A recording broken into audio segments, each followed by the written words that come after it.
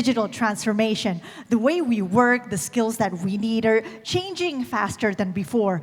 We're speaking about automation, AI, and emerging technologies. They are shaping industries, and they're redefining the very nature of jobs and the expectations that are placed on today's workforce.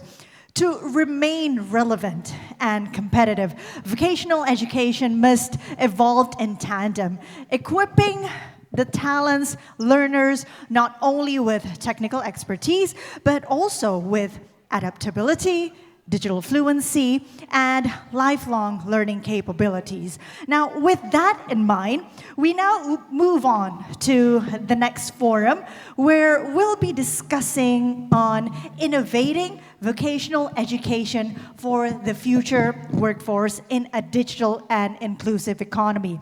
This forum specifically will explore about how we must redesign the training programs to match the fast evolving demands of the digital era, with a particular focus on the technical skill development and workforce inclusion. So with that, ladies and gentlemen, it is a vital and timely conversation, and we are more than honored to be joined by distinguished experts who bring valuable perspectives on shaping the workforce of tomorrow. First, I'd like to introduce to you our moderator today, the CEO of Magtai Consulting, IFTDO board member, and ladies and gentlemen, let's put our hands together for Dr. Tayo Rotimi, our moderator. And our panelists today, please welcome to the stage Mr. Taufik Rizal Aminuddin, CEO of Todak Academy. Please come and join us. We also have Ms. Shinta Danuwardoyo, President Director of Todak Nusantara Group, and also Mr. Muhammad Afif Ashyraf, Business Developer Manager of Todak Academy. So with that, here are our panelists today, and of course our moderator. This would be a very interesting topic to talk about, so please do take this time to share your thoughts and also engage with our panelists today. So to our moderator, Dr. Tayo Rotimi, we give the stage to you.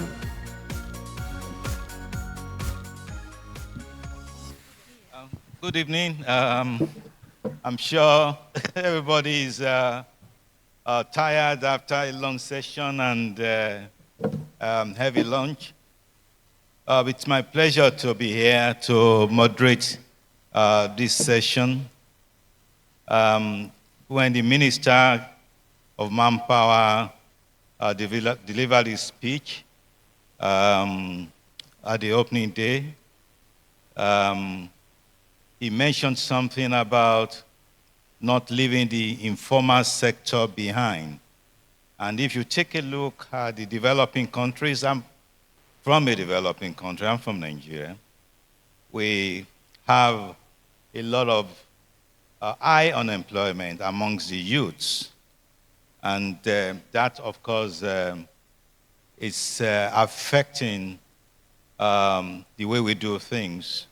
But the Nigerian government, for example, has come up with some initiatives to develop youths and using entrepreneurship skills similar to what our panelists here are doing. And I think this would change a lot. The way people think, the way people are employed.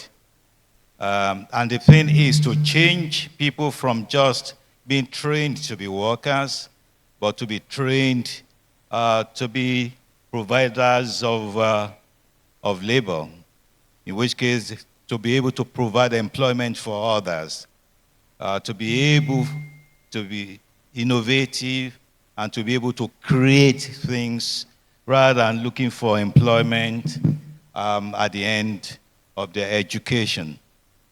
My first job was as a lecturer in the College of Technology, and I remember taking my car at the time to a trade school, what you call technical school for repairs And that's suddenly, with time, disappeared, and the government is trying to bring that back.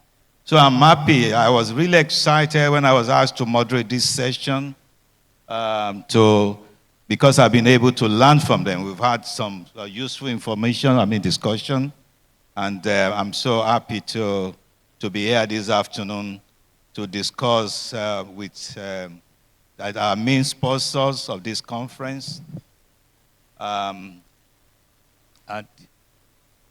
From Taufik, Rizal, Aminuddin, the CEO, Todak Academy in Malaysia. He's done a great job. He's been doing a lot of work. He told me about 1,000 people who have graduated from the institution. That's a great feat.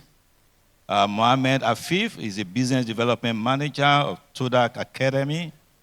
And Shinta, Danuwardoyo, he's the president and director of the academy here in Indonesia. Now, this question is for the three of you. We've had terms like TVET 4.0 and now TVET 5.0. From your perspective, what does TVET 5.0 mean, especially in Southeast Asia?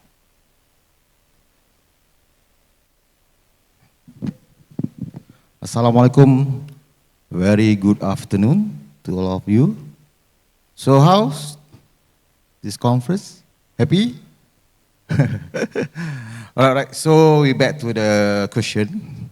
All right, so TVET 5.0 is about integrating human creativity with a digital intelligence. At Todak Academy, we see it a shift toward experience-based, gamified and adaptive learning, where learners are not passive recipients, but active co-creators of knowledge. That's my opinion for this question. Okay, Afif? Thank you, Mr. Moderator. So from my point of view, TVET 5.0 is actually just a leveling up from digital TVET 4.0. So what does it mean is we already have the infrastructure, we have the ecosystem for 4.0. And now what we need to do is, because the emerging technology, for example, we have artificial intelligence and so many digital accelerator coming in. So for us, what we've seen is it is very, it's a very, what we call it? Sorry. It is more into how we adapt to the environment or the transformation. And also for Southeast Asia emerging digital economy, it is very rapid and it is very important. It's an essential skill to be learned or teach so that we can cope with the rapid change of economics. Right, so thank you, that's from me. Yeah. Thank you, Afif. Shinta? Bismillahirrahmanirrahim. Good afternoon, everybody. Thank you for the questions. I think maybe a little bit about me. My background, I'm a serial entrepreneur for almost 30 years now. So when we talk about TVET 5.0, for me, I think this is just not only about creating jobs, but we want to make sure that we create entrepreneurships. So we want to have a certain mindset where this is not just about creating jobs, but we want to create new IPs, we want to create creators, digital creators, because now the jobs are so different. We know that now even Gen Z can create money, make money just creating YouTube channel. So how can we adapt that TVET 5.0 to the new environment, to the new ecosystem that we have now? So it's just not, for me, it's not about just creating jobs, but it's creating a new mindset, how we can build or create new entrepreneurs. Okay, great. So we're talking about creating entrepreneurs. Now, going to the next question. Todak Academy is known for pioneering game-based learning in vocational training. What unique impact have you seen from this approach? All right. So actually, yeah, we are focusing actually Todak Academy focus pillar based on 3 pillars actually. We focus in game development, animation, and esports. Nowadays, a lot of youngers, they love to play a game. So why game-based learning? Because they can learn, increases the retention, creativity, and collaboration. We are start from 4 years old until adult to learn something like new. Then they can do a programming, coding, animation. So we've seen learners who were previously disengaged become top performers in technical modules simply because they were motivated by challenge and feedback loops. It mirrors the real world of work, the fast, adaptive, and constantly evolving. So the focus now, we want to create, not to be a game user, but we want people or students to be a creators, to be game development for them, so they can create a new game, as Ibu Shinta said, to be an entrepreneur, can create a game, can sell a game to the world. Because nowadays, the population in the world is 8 billions. They play a game around 3.4 billions. So we have around 40% in the world play a game. So this is one of the good business for the people out there to give something, and we can give awareness about the game. Example, the mental health, time management, and so on. So this is become a good future for the people out there to get something new, something experience, and learn something to gain money or profit to them or to individual. Because now we have a lot of indie game and so on over the world and so on. So yeah, this is a very positive impact to the public. Of course, Todak Academy itself, we want to promote a lot of this program because the nowadays is changes from the traditional to the digital, right? So why we just stop? That we want to pursue the more and to the next level. Right, that's all for me. Thank you. Okay, thank you very much. To Mohammed Afif now. What are the biggest challenges you face in scaling this model across Indonesia and the region? Okay, so we're talking about major challenge here. It's always about the perception and reception of TVET itself. Because, people still tend to think TVET is a second-class choice. It's not it's always an option. People who didn't doing well in academic will always need to go to TVET. But what we do at Todak Academy, we try to educate the people, the communities. So how we educate our communities and the people? So we start, for example, digital education program, which includes the elements of STEM and also TVET at a very young age. So we start at school, and we have coming out with plenty of education programs that will be very helpful to the students. So we invoke the interest, and we also expose them to the STEM and TVET education. So when they have this kind of knowledge at the early age, so what they need to do next is they can level up, meaning they can go and study. They can, because nowadays it is always we have all the access to education. We have internet. We are interconnected everywhere. So from time to time, we hope the mindset will change, and also it will accelerate the perspective, the shift of perspective, not only in Indonesia, but all the regions. All right, thank you, sir. Thank you very much. This is to Shinta. Todak is expanding rapidly in Indonesia. How are you aligning vocational innovation with your broader economic and social goals? Okay, Indonesia is have a very young population. Out of almost 300 million people, 50% are below 30 years old. So we believe that education is a foundation for culture and creative economies. And Indonesia is a very creative country. We are known for our art, our designs.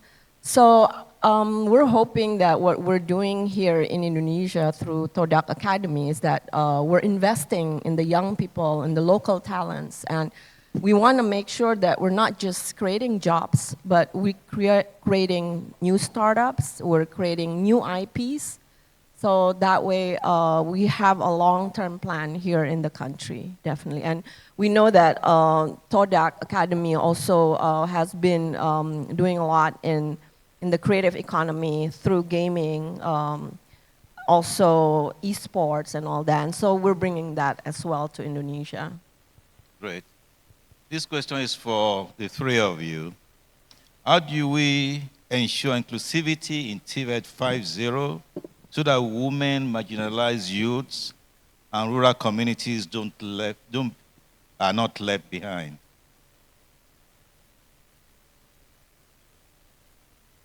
Who is going to start? Maybe.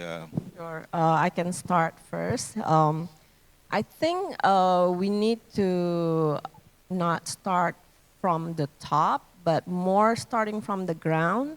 So maybe we can, like for instance, when we talk about women, I think we need to actually listen, what do we need as women? And from there, we can build the type of training that we can actually develop certain trainings that are the women, especially when we're talking about the second-tier cities or the marginal youth. Those are the people that we need to actually sit down and ask them what do they really need. Because we don't want to be like creating things that are not actually needed by them. So we want to make sure that we are creating something that are needed by the women, the youth, and we also want to make sure that it's something that can help them, like Taufik said, make money. Because I think that's what everyone wants to do, right? And in Indonesia, actually yesterday, the minister mentioned that about 20 to 25%, there's a mismatch from our university education and ended up people not getting the job that they need. So what we need to do with TVET is we want to make sure that once we do the training and the developing of the skills, they make sure they have a job after that. I think that's what's more important, and later on we cater exactly to what women need and then the youth need and all that. Taufik, when we were discussing informally, you said some of your students are 4 years old. How do you manage that? Oh yeah, for Todak Academy actually we have kindergarten. It's a Todak Kids. Start from 4 years old until 6 years old. So we are focusing for more to game development, nature and Islamic based learning. So because why? We start from the youngest, because they play a game, correct? So why not we create them, build a game for the beginning. So after that, once they move to orders, so they can understand what they do. So after that, they can make something, creativity from their mind to produce more. It's not play a game, but produce more game, intelligent, and they can something like they can gain something intellectual to give something new for the education actually, especially for the programming, coding and so on. So yes, and back to the question is for the women, right? So for Todak Academy, yes, we have a digitalization program, example, game development, animations or e-sport. But then for now, yes, because lack of awareness about this program to the parent regarding about this program. But then nowadays, people start knows important about the AI, about the technology and so on. Starting increase the involving women in this program, especially in game development and animation. We are surprising our student. We have 40% women enrolled for this program. So yeah, because this program is not outside, you know, just meet something like program or game on coding and so on. So they're interested for this type of program. So yes, for the future, maybe we can gain a lot of the objective of this program to create more developers and make this program happen to the whole of the world. That's all for me. Thank you very much. Yeah, Afif? Yeah, I would like to add just some more. Because we are talking about digital education right now, right? TVET 5.0. So it's a matter of, you know, digital, with the matters of inclusivity. I think digital education digital program, it is no longer a gender-based training or knowledge-based skills. Because through digital education, it doesn't discriminate genders and so on. So we can promote inclusivity, we can enhance inclusivity through digital education. And also nowadays we can see the improvement of infrastructures, facilities, connectivities. So everything is there. And I think moving forward, TVET 5.0 will always help to bring down to bring up the inclusivity and so on. Okay, I think that's from me. Thank you, sir. You mentioned that your capacity is about 1,000 at the moment when we were discussing. Now, people who don't have the opportunity to come to your learning center, how do you manage that? How do you include them? I think because we have also programs that we have structured as an online or hybrid approach program. So this will be very helpful for those who cannot come to the center. They can just learn online. And also we also have our LMS, and it will be very helpful to the students, you know. And I think with this digital education and so on, I think all people can get involved with it. Right. Yeah. Can I add a little bit? Yeah, sure. I think about the online one, I think that could be very powerful, especially in Indonesia, where 17,000 islands. So it's very much needed to have also online learning, because it's easier for everybody. Not everyone can probably do it offline. So with that, I think also important to have the online. Hybrid is also good. You know, it can be both offline and online. It's a flexible learning, yeah, Boo? Yes. Yeah. Good.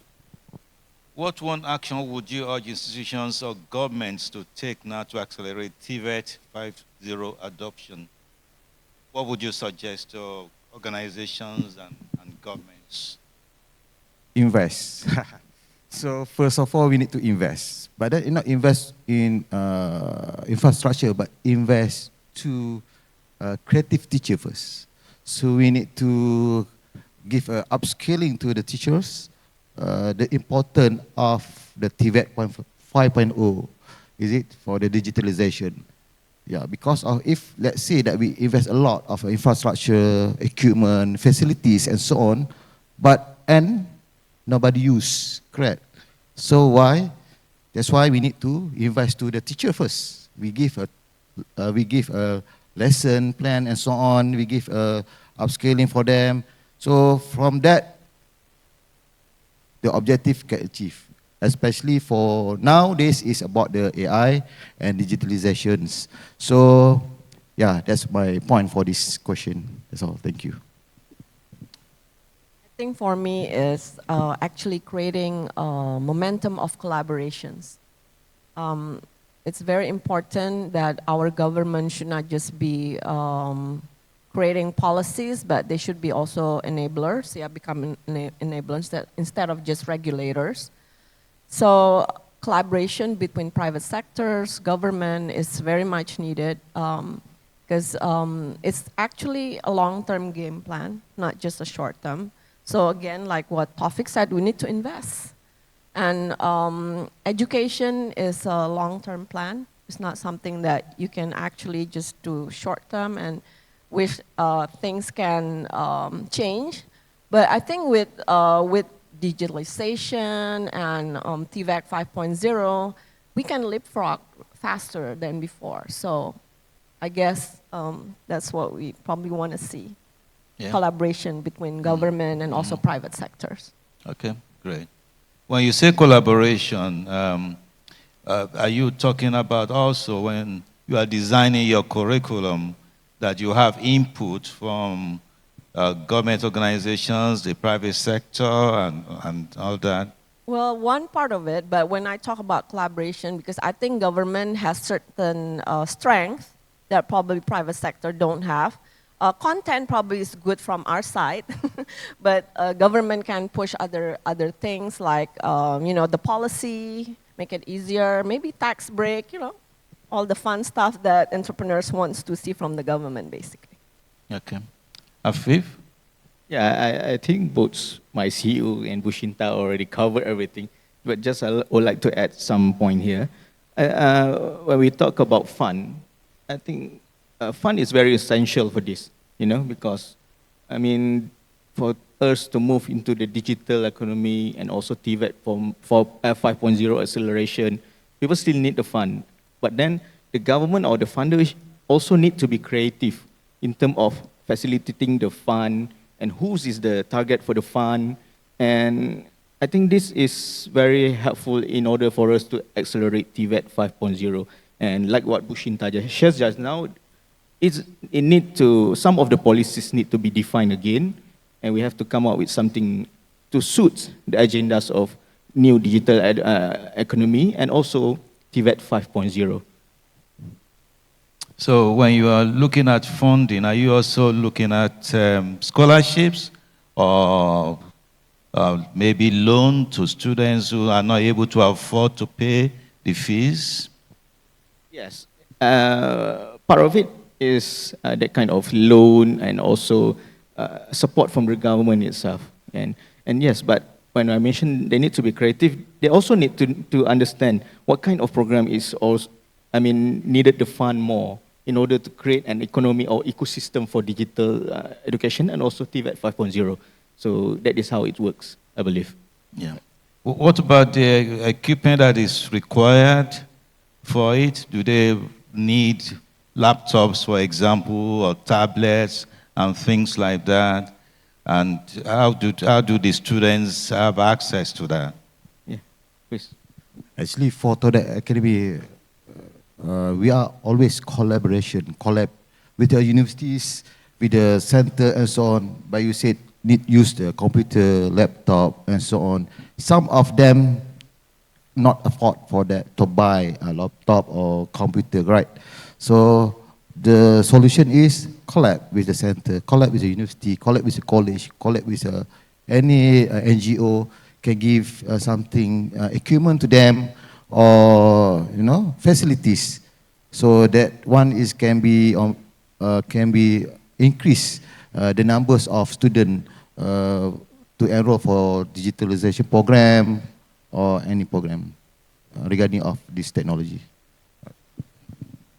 Very good. I think this is a very innovative approach, and developing countries generally will benefit from this to be able to bridge a gap between the unemployed youths, the number of employed youths and the employed youths. I think that gap is rising every day, and if developing countries can buy this idea, I think it will go a long way.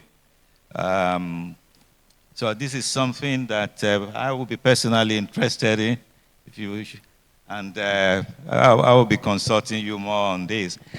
Do we have questions, please, from the audience? Yes, Wafa?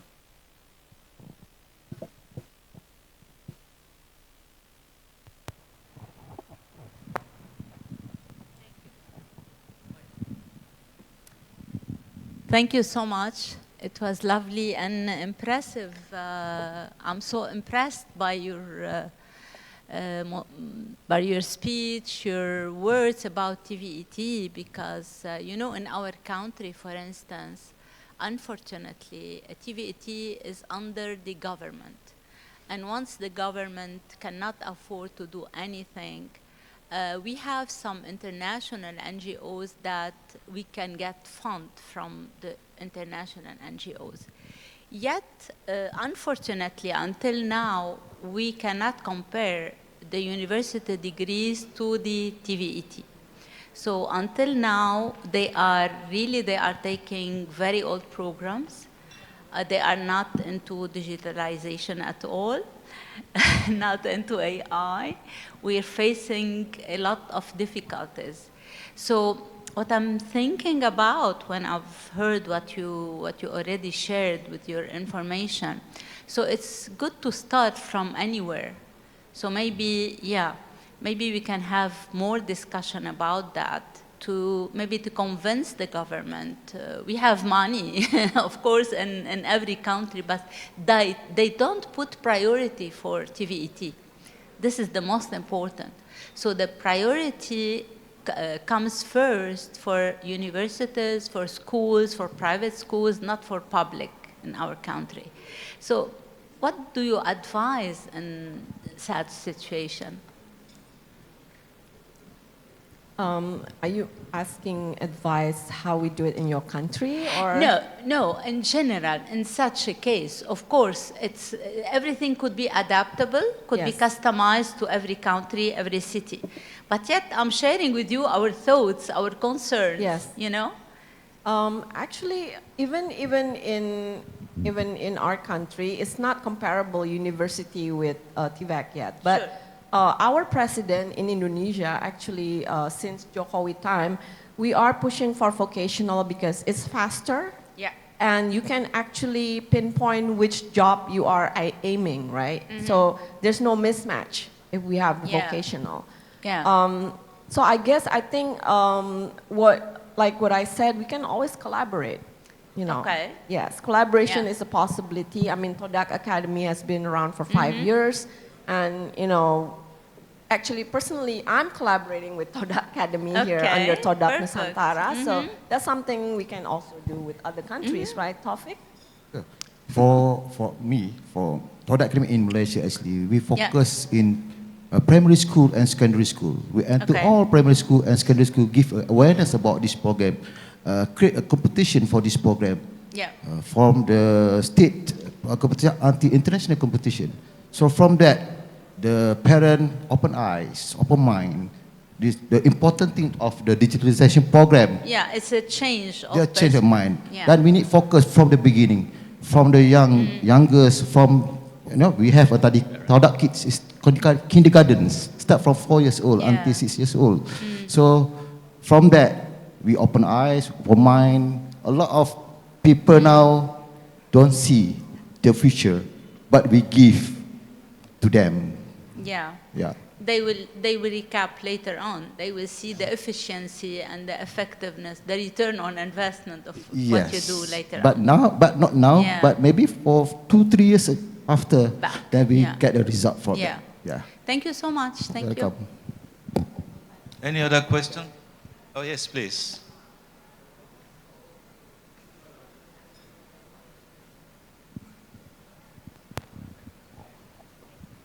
Yes, I'm Pritam from Mauritius. I have a question with regards to new technologies in the TVET sector. So you mentioned that there's still that skills mismatch which we always talk about.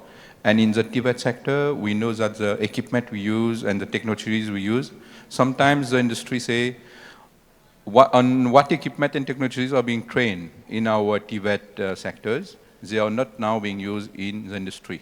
So how do you do this matching, right? And how you work with the industry to ensure that whatever is being taught and the skills being developed is always what is required in this industry in terms of always, new technologies are changing every 6 months, every year, so how you keep pace with that?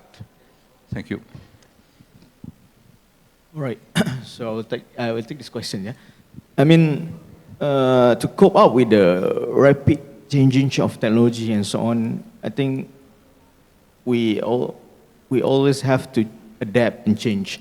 Yeah, it's a transformative process.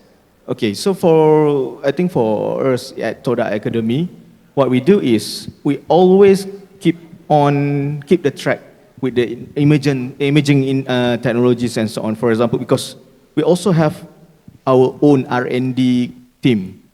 Yeah, because we need to know, we need to understand what is the technology, the current technology in the industries, what kind of app, software that they've been using.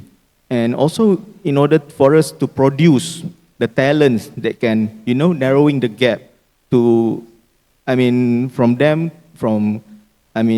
their studies to their, real life works. So for Todak Academy, we need to equip our trainers, educators first, so that the process of transferring the knowledge, and also, we don't want our students to be left behind. Yeah, so that is what we've been doing, sir. All right, I hope I answered your question, yeah? Thanks, sir. Any other one? Any other question?